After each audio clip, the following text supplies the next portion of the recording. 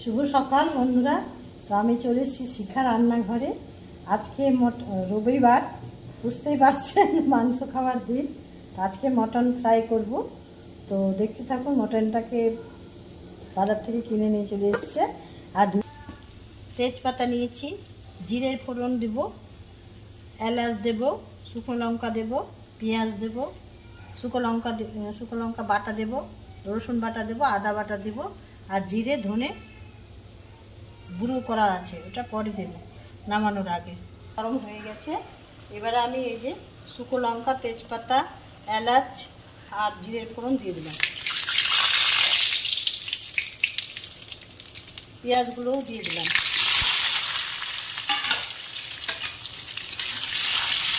ভালো করে লাল লাল করে ভেজে নেব। মিক্সি নিয়ে নিয়েছি বন্ধুরা। আর মিক্সির মধ্যে প্রথমে আদা রসুন বেটে নেব। একটু জল দিয়ে দিলাম।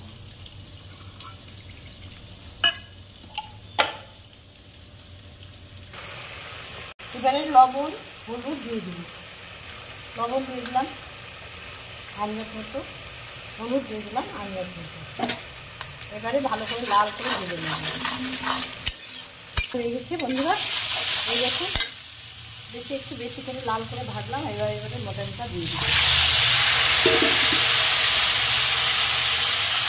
আদা রসুন পেঁয়াজ, আদা রসুন জিরে বাটা একসঙ্গে দিয়ে দিলাম। লঙ্কা বাটা দিয়ে দিলাম।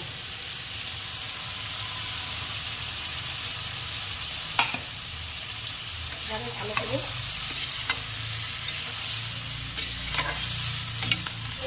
Mutton fry. আর একটু অন্যরকম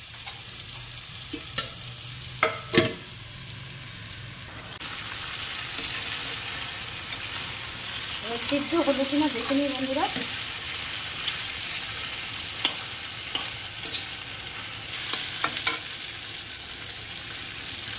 কয়েকটা কাজু দিয়ে দিলাম।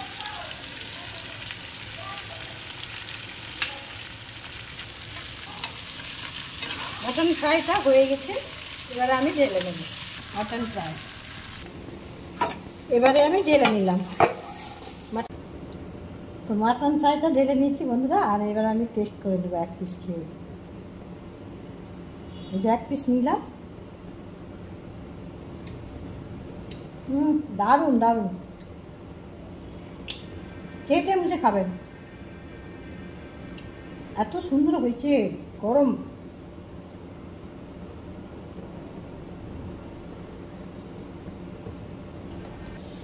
বন্ধুরা, আপনারাও এইভাবে রান্না করে খাবেন। আমি টেস্ট করলাম, দারুণ হয়েছে। অবশ্যই অবশ্যই ভিডিওটা দেখবেন, লাইক কমেন্ট করবেন ও শেয়ার করবেন।